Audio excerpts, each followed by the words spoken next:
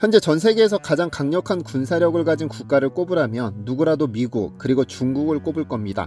2년 전까지만 해도 러시아도 항상 포함됐으나 러시아 우크라이나 전쟁에서 보여준 러시아의 군사력 그리고 무기는 생각했던 것보다 극강의 포스는 보여주지 못했습니다. 그래서 중국이 단연 미국의 경쟁자로 떠올랐는데 실제 미국의 인식도 그렇습니다. 미 국방부가 작년 10월 발표한 2023년 중국 군사력 보고서에 따르면 2021년부터 2023년까지 인민해방군이 인도태평양 지역에서 미국, 동맹국 및 파트너국 항공기를 대상으로 강압적으로 위험한 요격을 감행한 사례가 300여 건에 달한다고 밝혔습니다. 그러면서 대만 합병 의지를 밝히고 있는 중국이 대만에 대한 공격 수위를 강화하며 대만 상공으로의 탄도미사일 발사, 대만이 자체 선포한 방공식별구역으로의 전투기 무단진입 강행, 대규모 모의 합동봉쇄 및 화력 타격 작전 등등 대만 해협 안팎에서 도발적이고 불안정한 행동을 이어가고 있다고 강조했죠. 현재 대만을 지원하는 미국과의 정면 충돌도 불사하고 대만의 지속적인 위협을 가한다는 겁니다. 현재 중국은 핵무기, 핵잠수함, 사이버 공간 등 전쟁의 모든 영역에서 군사력의 확장 및 현대화를 추진하고 있어 아마 앞으로도 미국과 중국의 힘겨루기는 계속될 겁니다. 그런데 보고서가 지적하는 가장 큰 우려는 중국의 핵무기 운반 플랫폼을 계속해서 확장해가고 있다는 점. 2023년 5월 기준 중국이 보유한 작전용 핵탄두는 500여 기에 달하고 그 수는 2030년까지 약 1000기로 늘어날 것으로 예상됩니다. 보고서에 따르면 중국은 최소 300개의 대륙간 탄도미사일 사일로를 새롭게 구축했고 미 본토를 비롯해 알래스카와 하와이까지 도달 가능한 재래식 무장 대륙간 미사일 시스템의 개발을 평가하고 있을 가능성이 높은 것으로 보입니다. 그런데 이렇게 실질적으로 미국을 위협 중인 중국에서 최근 초대형 사고가 터졌습니다. 작심하고 개발한 핵잠수함 한 척이 중국 내륙에서 침몰해버린 건데요. 무슨 일이 있었던 것일까요? 안녕하세요, 디스멘털입니다. 신미국 안보센터 선임연구원인 톰 슈가트는 중국 군대를 관찰하는 매 눈으로 불립니다. 전직 미 해군 잠수함 승무원 출신이기도 한 그는 위성사진을 조사하고 인터넷에 올라온 여러 증거들을 조합해 중국 군대의 현대화를 치밀하게 조사 중인데 올해 초 그는 위성사진을 보다 중국의 한 조선소에서 특이한 활동을 목격했습니다. 중국의 우창 국영조선소에 정박해 있던 잠수함 주위에 여러 대의 크레인 바지선이 모여있는 사진이었죠. 그리고 심상찮은 일이 터졌음을 직감했습니다. 이 소식은 26일 월스트리트 저널을 통해 전 세계에 보도됐습니다. 중국의 최신형 저우급 핵추진 공격형 잠수함이 양쯔강에서 침몰했는데 이를 중국 당국이 은폐했다는 보도였죠. 여러 해외 매체에 따르면 올 3월 10일 중국 우한의 우창조선소에서 건조된 핵잠수함이 부두에 정박한 모습이 위성에 찍혔는데 잠수함이 감쪽같이 사라지더니 6월 초에 다시 찍은 위성사진에서는 이 잠수함이 침몰해 있고 그 주변으로 대형 크레인선이 모여 인양 작업을 하는 모습이 포착됐습니다. 하지만 중국 인민해방군과 우한시 당국은 잠수함이 침몰했다는 사실을 부인했고 주미 중국 대사관은 아예 입을 닫았죠. 침몰한 잠수함은 중국이 미국 해군력을 따라가기 위해 개발한 최신형 핵추진 잠수함으로 기동력을 높이기 위해 선미를 X자 형태로 만든 것이 특징입니다. 최초 이는 핵추진 잠수함이 아니라 중국 주력 기종인 3600톤급 디젤 잠수함으로 알려졌는데 왜냐면 중국을 매의 눈으로 지켜보고 있는 대만 매체의 보도가 있었기 때문입니다. 하지만 결국 핵추진 잠수함으로 밝혀졌는데 전문가들은 이번 저우급 잠수함의 침몰로 중국 해군력 증강 속도에 제동이 걸릴 가능성이 높다고 보고 있습니다. 왜냐하면 잠수함 제조 기술은 미국이 세계를 선도하고 있기 때문에 중국이 격차를 줄이기 위해 적극적으로 나서고 있지만 이번에 침몰한 저우급은 미 해군 전력을 따라잡으려는 중국의 야심작이기 때문입니다. 워싱턴의 싱크탱크인 헤리티지 재단의 브렌트 세들러 선임연구원은 새 핵잠수함 침몰은 매우 중대한 사건으로 핵잠수함 전단을 키우려는 중국의 계획을 늦출 것으로 내다봤고 잠수함 침몰 의혹을 최초로 제기한 톰 슈가트는 배 전체에 물이 가득해 모든 전자제품을 청소하고 전기모터를 교체하는 등 많은 작업이 필요할 것이다라며 다시 출항하기까지 엄청난 시간이 필요할 것으로 봤습니다. 한편 이 잠수함은 핵추진 잠수함이기 때문에 핵연료를 탑재하고 있었는지는 불분명하지만 여러 전문가들은 그럴 가능성이 높다고 보고 있습니다. 다만 미 국방부 관계자들은 중국의 방사능 측정을 위해 물이나 인근 환경을 샘플링했다는 징후는 발견하지 못했고 사상자가 발생했는지도 확실하지 않다고 하는데요. 그런데 이 사고로 도대체 중국이 잠수함, 특히 핵잠수함 분야에서 미국을 얼마나 따라왔는지 공개됐는데 미 국방부에 따르면 중국은 2023년 핵추진 탄도미사일 잠수함 6척, 핵추진 공격 잠수함 6척, 디젤 공격 잠수함 48척을 운용한 것으로 드러났습니다. 미국의 경우 고속 공격 잠수함 53척, 탄도미사일 잠수함 14척, 유도미사일 잠수함 4척을 보유했는데 전부 핵추진 잠수함입니다. 그런데 도대체 이 핵추진 잠수함이 무엇이길래 전 세계가 이토록 시끄러운 것일까요? 제2차 세계대전까지 잠수함은 필요할 때만 잠수하는 존재였지만 이제는 필요할 때 수면 위로 부상하는 것이 기술력의 척도가 되었습니다. 하지만 핵잠수함이 등장하면서 필요할 때도 수면 위로 부상할 필요 없이 심해에서 평생을 보내다 심해에서 소멸하는 존재가 됐습니다. 즉 영구적으로 에너지 공급이 가능한 핵연료로 추진되기 때문에 굳이 수면 위로 떠오를 필요가 없어진 것이죠. 그러나 워낙에 첨단 기술력을 필요로 해 함부로 만들 수도 없을 뿐 아니라 실수로 방사능이라도 유출된다면 전 세계 해양을 방사능으로 오염시킬 수도 있는 무서운 존재입니다. 그런데 한국이 이 핵잠수함 때문에 전 세계 주목을 받았던 적이 있습니다. 지난 2021년 12월 13일 뉴욕타임스에는 생뚱맞은 핵잠수함 기사 하나가 보도됐습니다. 한국은 아주 오랫동안 핵잠수함을 원했고 새로운 원자로가 길을 열어줄 수도 있다는 제목의 기사였는데 그간 한국은 핵잠수함과 관련하여 별다른 이슈를 일으키지 않았음에도 미국의 주류 매체가 나서서 이러한 기사를 썼다는 점이 조금 의아했었습니다. 내용을 요약하자면 한국 정부가 월성 원자력발전소에서 4km 떨어진 경주 간포마을에 2025년 완공을 목표로 6,540억 원을 투입해 소형 모듈 원자로를 연구하는 연구단지를 조성 중인데 원자력 전문가들은 이 사업이 한국이 핵잠수함 개발의 전초기지가 될 것으로 본다는 것입니다. 한국의 가장 강력한 동맹이 수십 년간 반대해온 바로 그것이라는 말도 덧붙여서 말이죠. 그러면서 여러 전문가들의 발언을 인용해 이미 한국이 개발하려는 원자로의 출력은 차세대 4,000톤급 잠수함에 전력을 공급하기 충분하다며 한국은 이미 핵잠수함을 염두에 두고 있다는 취지로 내보냈는데요. 그런데 비단 뉴욕타임스뿐 아니라 많은 외국의 전문가들은 한국의 핵잠수함 개발을 상당히 반대합니다.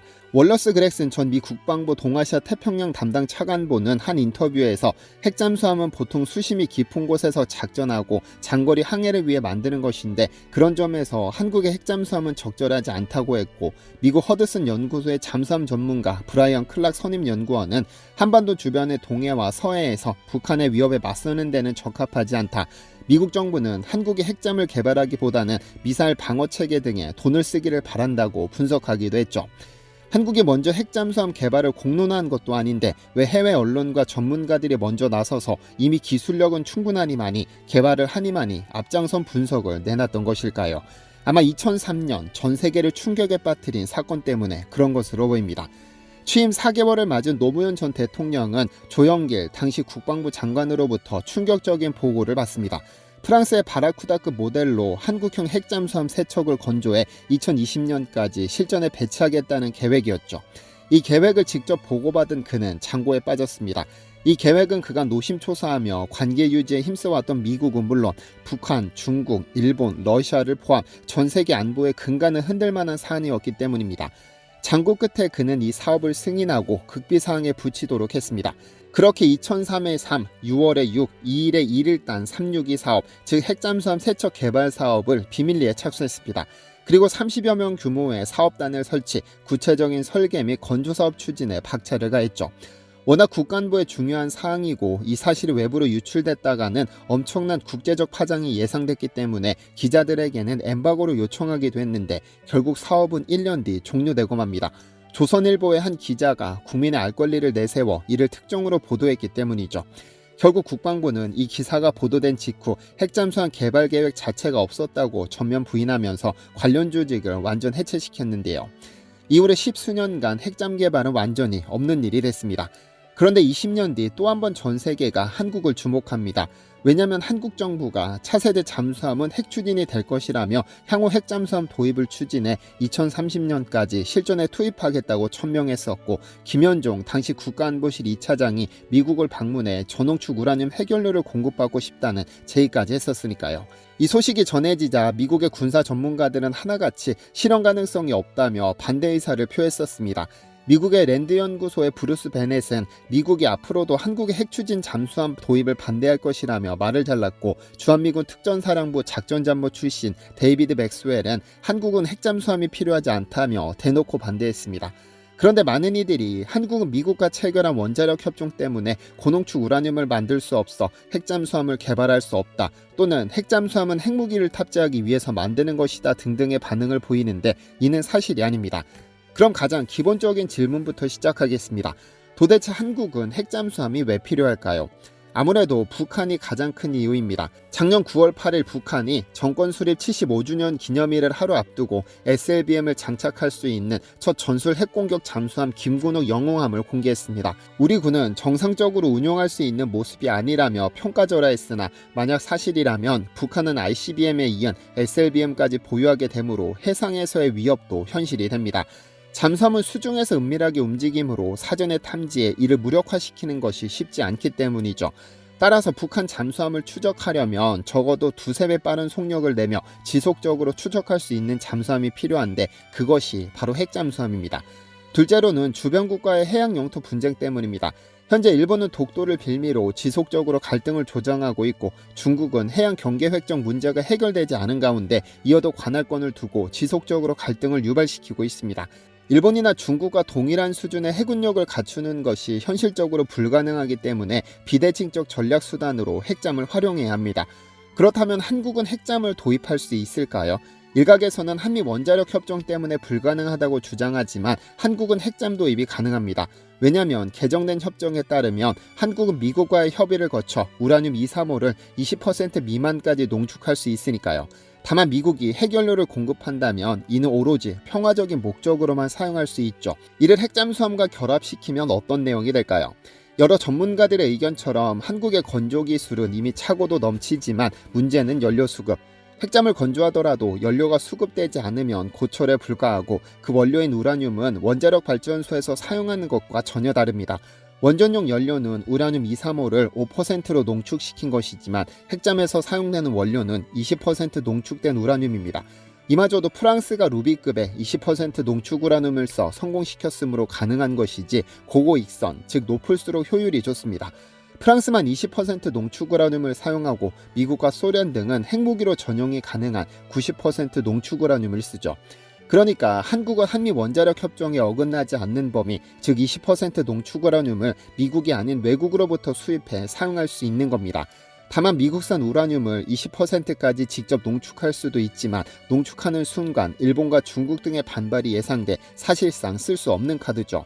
현실적인 방법은 미국과 협상해 20% 농축 우라늄을 수입하는 것인데, 현재 프랑스가 이 기술을 가지고 있습니다.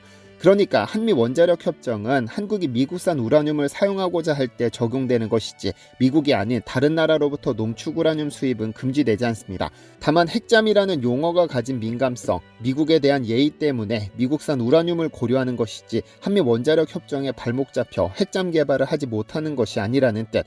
또 다른 오해 중 하나는 핵잠이 핵무기와 관련된다고 보는 것인데, 이 역시 틀렸습니다. 오히려 둘은 전혀 관계가 없습니다.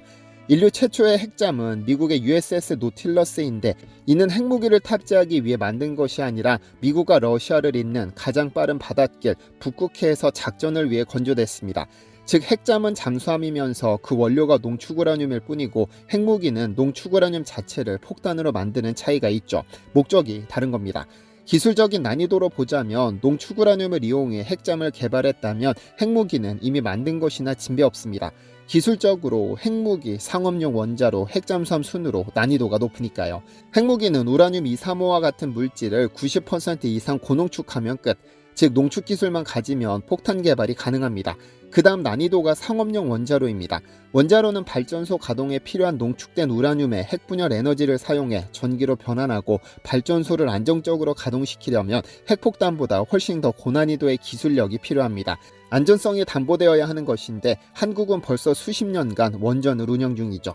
기술력 끝판왕은 단연 핵잠입니다. 왜냐하면 잠수함이라는 좁은 공간에서 승조원의 피폭을 최소화해야 할 뿐 아니라 안전성까지 확보해야 하니까요.